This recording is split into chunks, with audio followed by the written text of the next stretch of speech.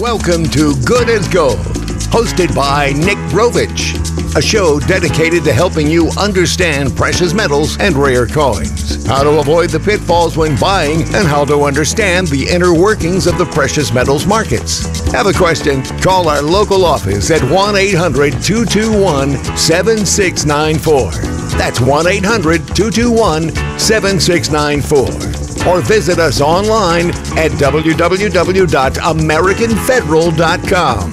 Now, here's the host of Good as Gold, Nick Grovich. Hi, Nick Grovich. I'm back with you. I've been gone for a couple weeks, and you had a chance to meet some of the other people from the office. I think Carl and Don were both on last week, so I like that because you get a chance to hear from some of the other people at my office and feel comfortable when you call to talk to them. And, I think it's good to hear some different perspectives than me every week.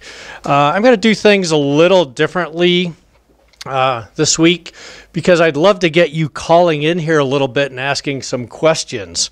So I'm going to ask a couple trivia questions right off the bat. Now, these are pretty easy ones, so I expect somebody out there to know these.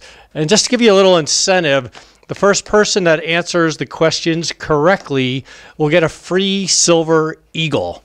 That's a 1-ounce silver coin. The Silver Eagle, it'll be a brand new 2015 Silver Eagle, fresh from the mint. So if you call in, you get the right answer, stay on the phone, and Roz will take your, actually Ashley will take your name and address, and we'll send you out a Silver Eagle. So these are going to be rare coin questions today because I think if I ask bullion questions, it'll be a little too easy. So the first question I have, we're all familiar, hopefully you're familiar with the commemorative series. Now, the government made commemoratives, I can't say the year because that's part of the question, but from the 1800s up until the late 1950s. And those coins, the program was stopped because it got to be something that a lot of people were using for private gain. In other words, they would have an exposition, let's say in San Diego, and the people doing the exposition wanted to promote San Diego as a place for people to come and start businesses and basically promote the town, the city. And they created a design. They had a San Diego $50. They made it for 1 year, 2 years, 1935 and 1936. And the idea was that the government would make the coin and then sell it for a premium. So if they made a 50-cent piece, they might sell it for $1, $1.50. And then the people doing the exposition would get the profits from that, and that's how they would finance it. Well, as you can imagine, with the government involved, the commemorative program got really, really, really abused, and everybody and their brother had a different reason to ask the government to make a coin, because it was basically free money. The government did all the work. They made a coin for you. You got the profits from it, and you had to come up with a good, compelling reason why the government should give you this money. So that program was abused really from about the 1930s until the 1950s, and the government finally cut that program off.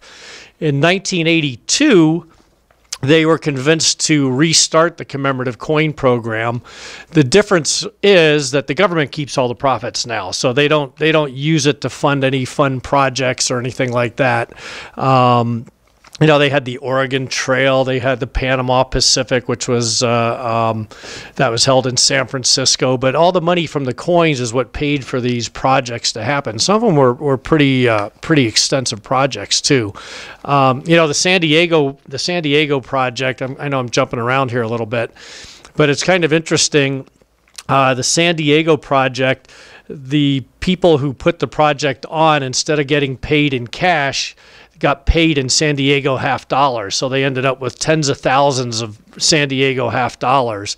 And about maybe 30 years ago, I actually dealt with the heirs of the people who got these coins, and we actually bought bags of the San Diego $50, still in the original bags from 1936. And it was real interesting hoard to run into. Unfortunately, because we found so many of them, and we had about 20,000 coins, the price dropped in half. there are just so many coins that came on the market. But my question, getting back to my question, most of the coins that the government made were $half. However, they did make one silver dollar that was considered a commemorative. Now, I'm talking about the old ones, not the ones from the 1980s. So the question is, what was the first and only commemorative silver dollar? What was the name and what year was it made? So if you know the answer to that, if you're a collector, you probably know that right off the bat. So call up and I'll give you a free silver eagle. The second question is even easier. You hear me talk a lot about barber coins, barber $half, barber dimes, barber quarters. The official name is a Liberty Head coin. They're called Liberty Head $half or Liberty Head dimes or quarters. Why is that coin called a barber $half instead of a Liberty Head $half? And that's a real easy one. So answer either of those questions right and you'll get a free silver eagle. And call the station if you have the answer. It's 602-324-1510. So what I wanted to do today, absent calls asking me about anything else, is I wanted to start off by talking about a variety of different types of coins that are widely promoted by dealers. Day in, day out, I get calls from people who thought, we've talked about this, they thought they were buying gold or silver, and instead they ended up with numismatic or semi-numismatic coins. And, a lot of the time, I'm very pessimistic or skeptical. So a lot of time I think it's for no other reason than that broker on the phone wants to sell you what he makes the biggest commission on. Just to give you an example, I had a client this morning call me, and he wanted to spend close to $500,000 on gold. And what we were talking about, we have a caller? Okay, let's take the call here. Hi, this is Nick. Yeah, hi, Nick. The barber $half was named after the man who designed it. Exactly. Do you know his first name? Was it Joseph? Charles. Charles. That's all right. You knew the answer. Thank you. Are you a collector? Yes and no. I am not a big-time collector like you and the people that you mostly deal with. I just collect fun stuff that I enjoy, and terrific.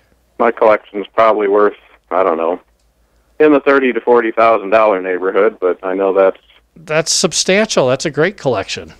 Yeah, I like it. I just do it because I enjoy it. I'm not out to mortgage the house or anything like that. I just collect stuff that I like.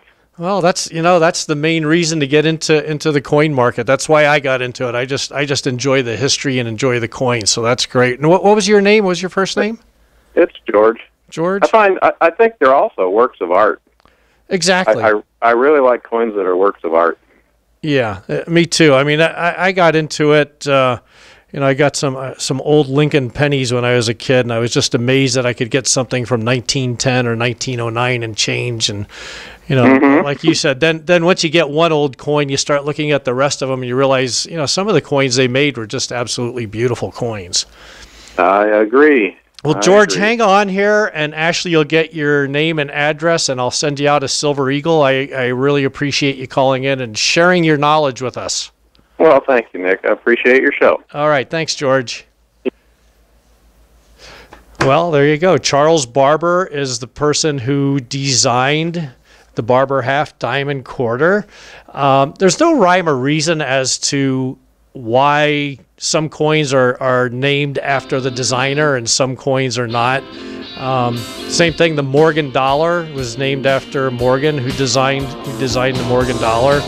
Yet the peace dollar was named after the type of coin. That's the coin that was made from 1921 to 1935. It says peace on the back, and it was made to commemorate the end of World War I. So we'll be right back. Once again, here's Nick Grovich. Okay, it's Nick. I'm back with you. I just want to reiterate, if you want to call into the station, call 602-324-1510. I know on the ads they're giving out the 800 number. That's to the company. That's because we also broadcast in Palm Springs as well as Phoenix, so we give out both numbers. But if you want to call me at the station here live, it's 324-1510. So I'm going to get back to where I was before George was good enough to call and answer my first question. Remember, I'm still looking for the first commemorative silver dollar, the year and the name of the coin. And if you're close, I'll give it to you. So, one thing, you've all heard me talk very negative about coins. So what I'm going to try and do is give you both the pros and cons on some of these coins, and you can decide for yourself. So the coin that's probably the most widely promoted, actually there's two or three that are widely promoted, the $20 St. Gaudens, the $20 Liberty, and the Morgan dollar. Those, if I had to pick three coins that are most widely promoted by dealers, those would be the coins. One of the reasons they're so widely promoted, of course, is because the dealer markup on those coins is substantially higher than it is on gold bullion coins or silver bullion coins. The other reason is that those coins are very, very available. In other words, if you wanted a couple hundred MS-65 St. Gaudens or Morgan dollars, it's something I can get very easily. So it's great for a dealer because you don't really have to have any inventory. You sell the coins, and then you know that with a lot of confidence you can go out and buy as many as you want to fill the orders. So it's a very safe thing for a broker or a dealer to sell to you. So why do they sell these coins? Well, the first reason that a lot of dealers will give you is confiscation. And we've talked about this before. I'm not going to go into a lot of detail, but basically the theory is that because they are supposedly collectible coins, if the government ever decided to confiscate gold again, like they did in 1933, that these coins would be exempt because they're collectible coins. Well, there's 100 holes in that theory. Number one, there's nothing on the books that allows the government to confiscate gold. There are several things on the books that actually keep the government from confiscating your gold.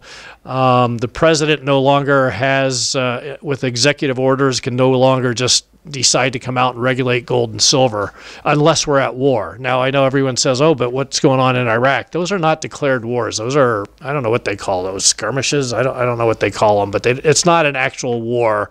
It's not a declared war.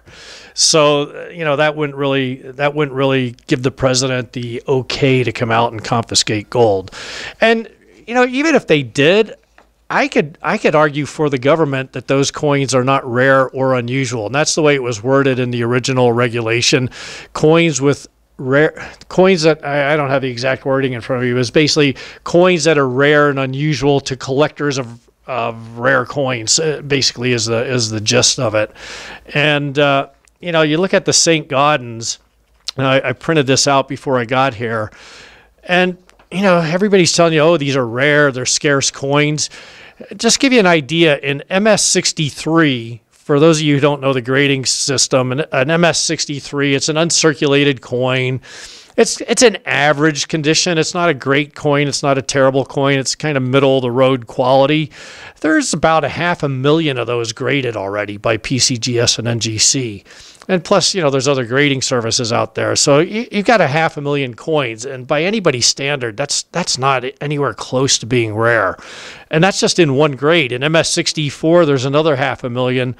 MS-65, which used to be considered a pretty high quality coin, there's about 200,000 of those. Even if you go up to MS-66, there's about 33,000 coins. So, in any of those grades, that's a very, very common coin, and it doesn't really go for a heck of a lot more than the gold in it. The second reason a lot of people will give you for buying St. Gaudens or 20 Liberties or any numismatic coin is that they're not reportable to the IRS. And that is true, but neither are gold eagles or most of the gold coins. So you're not really getting anything special by buying a numismatic coin that you're not getting on other coins. So it looks like we have another call. All right. Hi, this is Nick. Hi. And your silver dollar question? Yes, sir. Was it the Lafayette silver dollar? Exactly. Do you know what year they made it? 1900. You got it. Was it Paris World Fair? Exactly. And what's your name? Kirk. Kirk? Yes. Well, Kirk, are you a collector? I used to be. I did, I don't have any substantial collection by any means. I still have some of my old stuff that I collected when I was a lot younger. Yeah. So it's kind of a past hobby, but you still remember some of the basics here, huh? Some of them, yeah. Well, great. That's absolutely right. And Ashley, you'll get your name and your address, and we'll ship you out a Silver Eagle. Thank you. I sure appreciate the call. Well, I appreciate that you did that. Thank you. Good. We'll do this more often then. Okay. Thanks, Kirk. Well, how do you like that? We got two winners right off the bat. I'm going to have to come up with another question here in a minute. Okay. Here's our next question. What years did they make the $20 St. God? In other words, what was the first year and the last year? And on the last year, I'm willing to be a little forgiving because there's actually two answers to that, and I'll explain it after somebody calls and asks. So we'll see if somebody gets that one right. So anyway, so you have the non-reportability. I know a lot of people are concerned. They don't really want red flags going to the IRS, telling the IRS that they sold coins.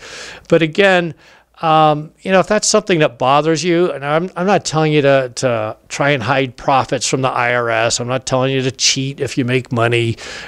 You are still required to report that to the IRS. So I know there's one dealer in particular down south that actually tells people if they make money in rare coins that they are not required to pay taxes on it. That's absolutely false. I suspect they get away with it because probably none of their clients have ever made money in rare coins, but so it hasn't been tested. But you are required to report the profits, whether I do or not. It's just that a lot of people don't like the dealer sending in reports to the IRS. Like I said, you can do the same thing with gold eagles, silver eagles, platinum eagles, and a wide variety of gold bullion coins, sovereigns, Swiss francs, I think Mexican 50 pesos. The list goes on and on. There's only a handful really that are reportable. The other reason, and this one has a little more legitimacy. The other reason that some dealers and collectors think St. Gaudens and 20 Liberties are a good deal is that the premium is so small right now. Now, the premium, I know this is a little basic, but I like to explain it because I always get questions. The premium is the cost of the coin above the value of the gold. So a $20 gold piece, whether it's a St. Gaudens or a Liberty, has just under an ounce of gold. So today you have approximately $1,160 worth of gold in a $20 gold piece. And to give you an idea, an MS62 coin or an MS63 coin, they're actually very close in price. With gold at roughly $1,200, we're actually a little under $1,200 today. You could buy that coin for $1,400 or less. So you got about a $200 premium, which is, I didn't do the percentages, 15-16% premium, which historically is pretty low on a St. Gaudens. 20 years ago, if you had an MS63, you were paying, and again, I don't have the exact number here, but you're paying probably double whatever the price of gold was. So, when gold was $300 an ounce, you were probably paying $600 to $700 for an MS63 $20 St. Gaudens. So the premium was really high. It was a 100% premium. So when you look at it that way, the argument today is that the premium is so low that people feel the market has to rebound and that premium has to go back up to be back into what we used to consider was a normal market. Now, my argument with that is that things have changed since the 1980s. The fact that PCGS and NGC keep track of how many coins they grade has really, it's really changed the market. We have so much information available to us today that we didn't have in the 80s. Like I said, if you just look at the number of coins graded, if I added it all up, there's probably over a million coins graded. So you don't have the rarity anymore. And that's really, in my mind, that's why the premium has disappeared. Now, if you buy them right, you're not taking a big risk. The problem is if you buy them and pay a 30% markup, it's pretty high. Once again, here's Nick Grovich. Okay, Nick Grovich here with you. I have another caller on the line. Hi, this is Nick. Hi, Nick. Rick, how are you today? Good, Rick. Hey, I'm just following up. Did you ever get an answer on your commemorative coin question? I did. Oh, I'm sorry. However, since you didn't hear it, I'll listen to your answer. How's that? I'm going to say it's 1892 Columbian Expedition. You know what? That was the first commemorative. That was the first commemorative $50 was the Columbian Exposition. That was actually going to be my next question. Oh, okay. So I'm going to go ahead and give you a Silver Eagle anyway, since you read my mind. But you're right. That was the first commemorative. They made it for 2 years, 1892 and 1893. It was the Columbian Expo. Actually, believe it or not, that's one of the most common commemoratives out there. It is, yeah. Yeah, that's what it's in circulated grade. You could buy them for under $20 still. So that was the first $50. The other question was the first silver dollar, and that was the 1900 Lafayette dollar. It was the only commemorative dollar that they made, and that's an actually very, very rare coin. Oh, okay, yeah. But you don't see too many of those around anymore. Don't see those too much. So anyway, hang on. Ashley, you'll get your name and your address, and we'll send you a Silver Eagle, too, for reading my mind. Yeah, I wish I could do that more often, but you got a great show going, and I look forward to hearing it every Thursday. Well, thank you, Rick. Thank you. Okay, well, that's terrific. All right, we'll ask one more since we're on commemoratives today. We're going to ask another commemorative question. We already talked about the one silver dollar. I told you most of the commemoratives were $50. And there was one other coin that was made that was not a $50. It was a quarter. So give me the name of the commemorative quarter. There was only one made. So if you have the answer to that, go ahead and give me a call. So back to the promoted coins. We were talking about St. Gaudens. I'm a big fan of playing premiums and playing ratios and that type of thing. And I was watching when a premium's too low. You try and buy the coins where the premiums are a little out of whack in your favor. Same thing with ratios. We've talked about platinum and gold, and everybody knows the gold-silver ratio. When the ratios are telling you to buy one metal over another, I have found that usually that's a pretty reliable factor. Back in 2008, platinum was $2,300 and gold was $990. So the ratio is normally 1.36 to 1. In other words, platinum's usually 36% higher than gold. Well, in this case, platinum was more than double the price of gold, which was basically the market beating you on the head, telling you platinum was either way, way overpriced or gold was underpriced. And when that happened, we actually sent an email out to all of our clients and told them that if you have platinum, it was a really good time to trade your platinum for gold, because in essence, you got 2 ounces of gold for every ounce of platinum you had. Then when the ratio corrected, today platinum's actually less than gold. So, think of it this way. If you had 100 ounces of platinum in 2008 and you got 200 ounces of gold because of the ratio, now today, your 200 ounces of gold, you could trade back for 200 ounces of platinum. So you went from 100 ounces of platinum to 200 ounces of platinum without spending any money, just by playing the ratio. And I won't go into that in a lot of detail. If you have questions, feel free to call the office. I'll explain that. But what that's telling you today, platinum's less than the price of gold, and it's normally 36% more than gold. So what the market's telling you is, again, platinum is very, very underpriced in comparison to gold. So either gold's got to drop a couple $100 or platinum has to go up a few $100. So again, if the markets go down, you'd rather be in the metal that doesn't go down as much. And if it goes up, you'd like to be in the metal that goes up 40% more than the other metal. And a lot of people are familiar with the gold-silver ratio. So anyway, we're taking a long way around to get to the point.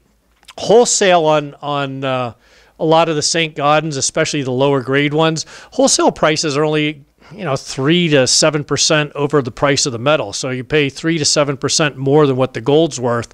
And so from a dealer's standpoint, and I have this argument with dealers all the time, or not argument, discussion with dealers all the time, where they'll say, if you look at the premium on a St. Gaudens, it's very comparable to the premium on a Gold Eagle or a Maple Leaf or even a Krugerrand, and you're getting an older coin. You're getting something that's a little more fun, a little more collectible.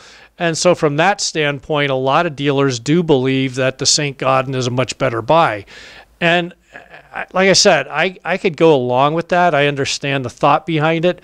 The problem is if you buy it wrong, you're missing out on the whole premium. So I'll talk to dealers at the coin shows, and I'll say, well, that's great, but we're talking dealer prices. We're talking wholesale prices. So the average guy on the street is not going to be able to buy a St. Gaudens for 5% or 7% over the bullion value of the coin.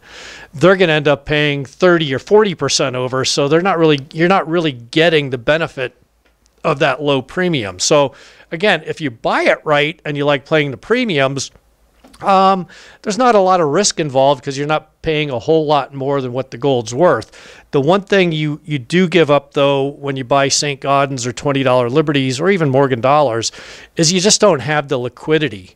If you wanted to sell me 1,000 ounces of gold bullion, it doesn't matter if it's bars or eagles or Krugerrands or what it is, I can lock in 1,000, 2,000, 5,000 ounces. So what I'm saying is I could lock in a substantial amount of money in a 2-minute phone call. If you called me and said, Nick, I want to sell you 1,000 ounces of gold, I guarantee you within a minute or two, I could give you a price, I could lock it in, and you're done with that trade. All you got to do now is get the coins to me, and you'll have the money within a matter of hours, really.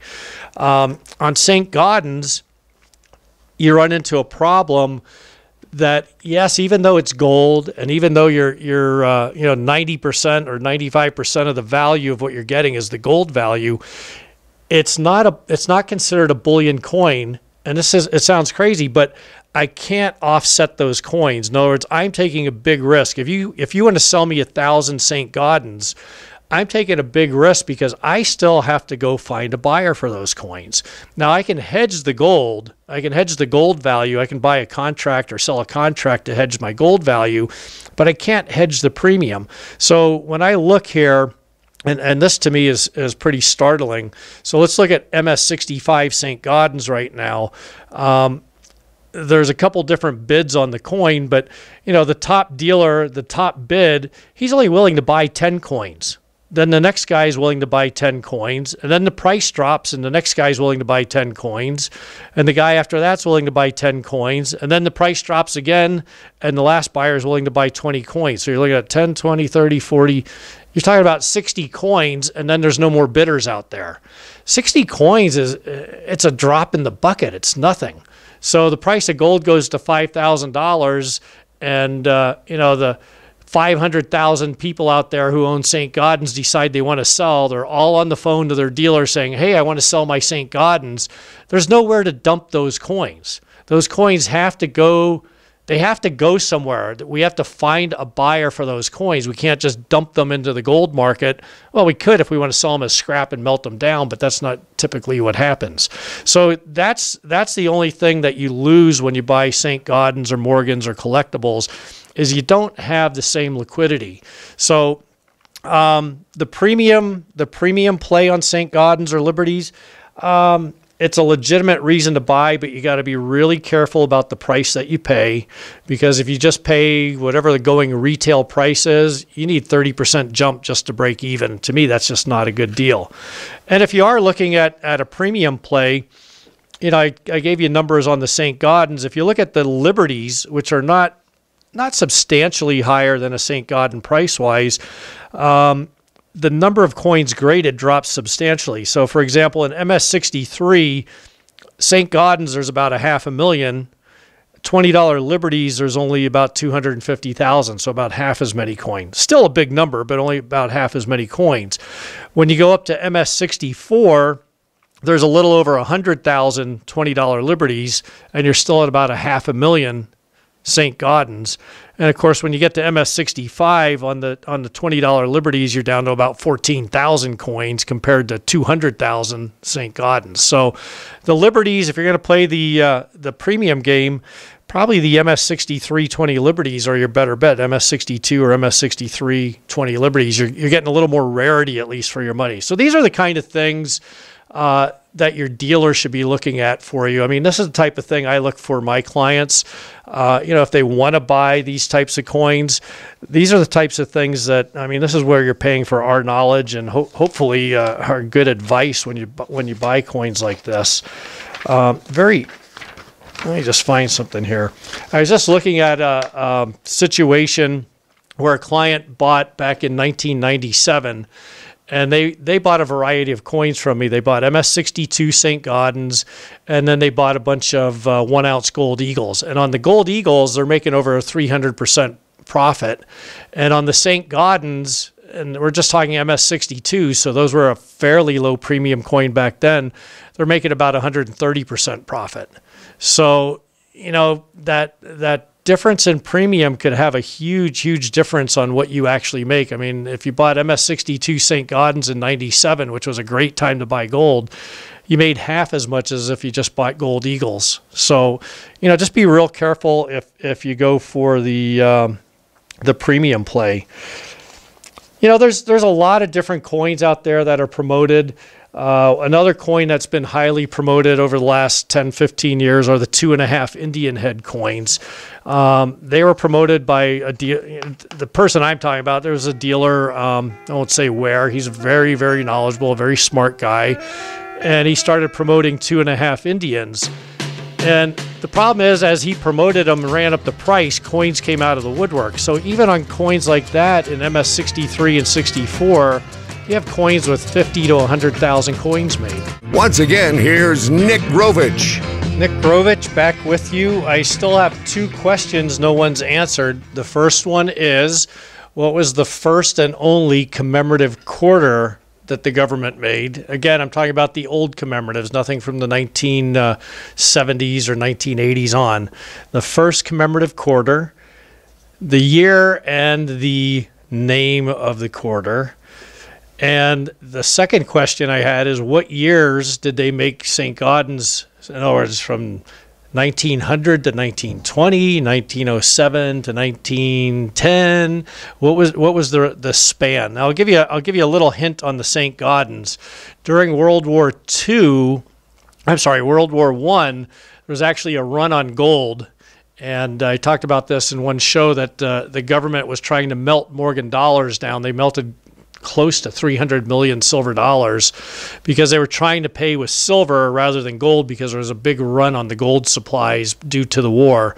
And they didn't make St. Gaudens in 1917, 18, or 19. So from 1916, they didn't make any gold coins until 1920. So that gives you a little hint. And it looks like we have a caller. Hi, this is Nick. Nick, this is Bill Wood speaking. Hey, Bill. Been listening to you for quite some time since you came on. Great. Got a couple complaints, but other than that, everything was good. Okay. On the quarter. Uh-huh. Was that 1776 to 1976? No, that was, you're talking about the bicentennial quarter. Right. That's not considered the commemorative then. It is a modern commemorative, but what I'm looking for is the old classic commemoratives. Okay. Well, that and I don't have. The other. And then on the, did you get an answer on the St. Gaudens? I did not.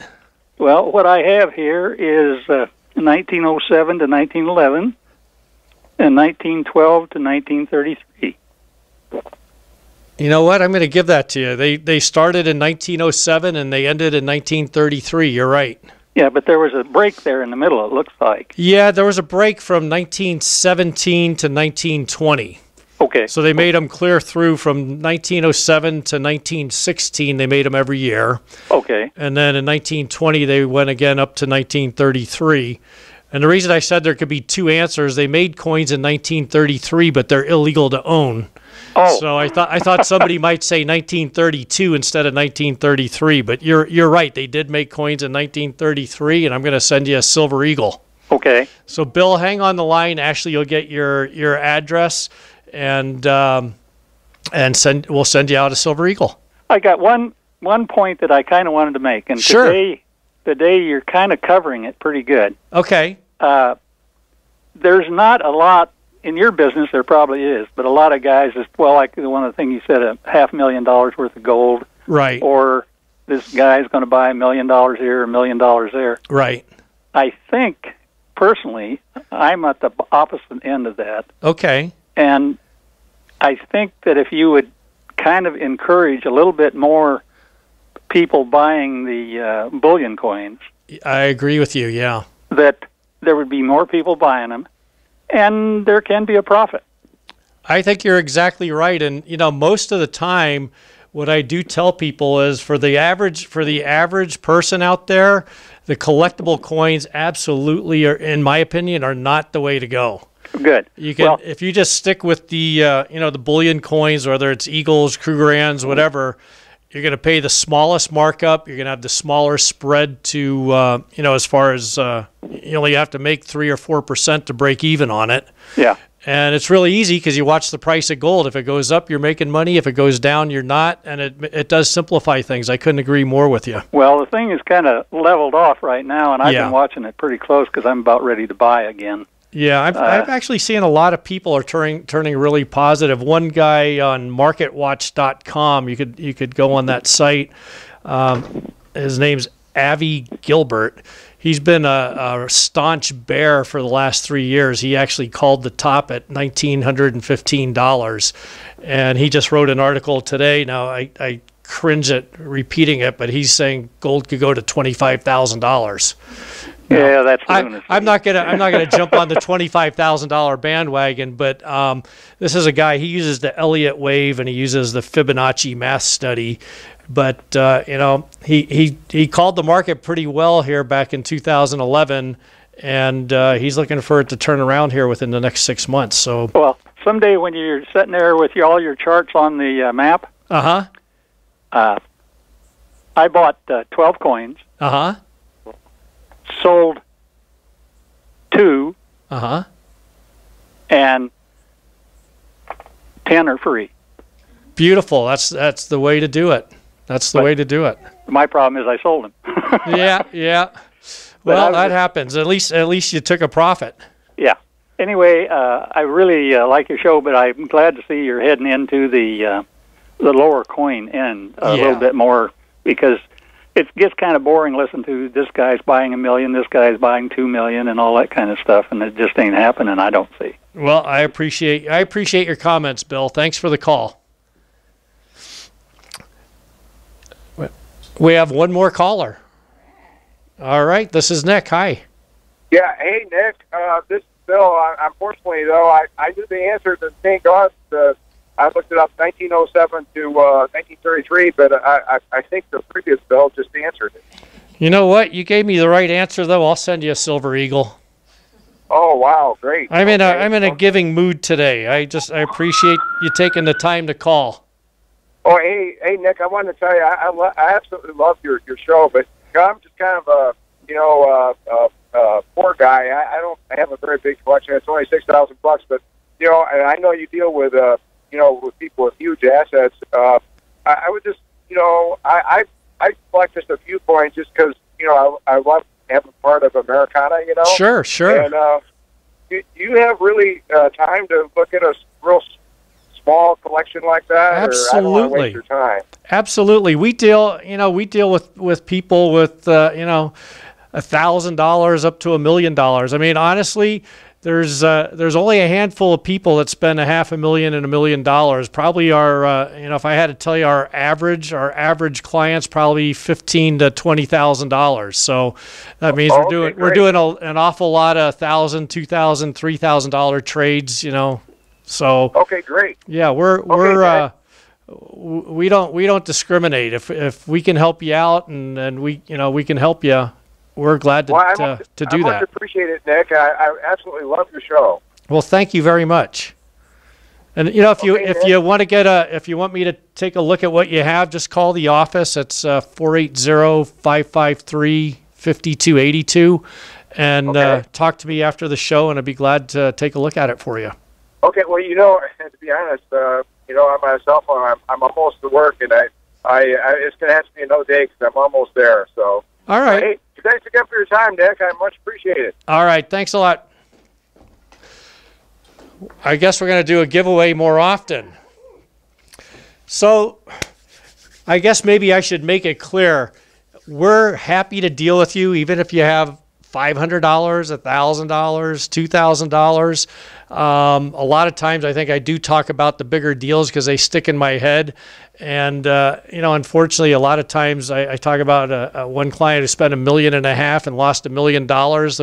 Those numbers stick in my head and kind of make my point. But, we try to deal with all size clients. By that, I mean, if you have a couple $1,000 or a couple $100,000, we try and treat everybody the same as far as giving you the information you need. The one thing I think you'll find with my company, American Federal, is we're not interested in just selling you coins or selling you bullion. You're not going to call up and just get a hard sales job. We really want to try and help you buy what's right for you. And, one size doesn't fit all when it comes to the coin market. If you're new to this, you're just getting into it, you don't have a substantial amount of money, keep it simple. Stick with, gold, silver, platinum, bullion, or bullion type coins like eagles or maple leafs. The rare coins really aren't for everybody. That's really, if you got a lot of gold and silver, you want to diversify a little, that's about it.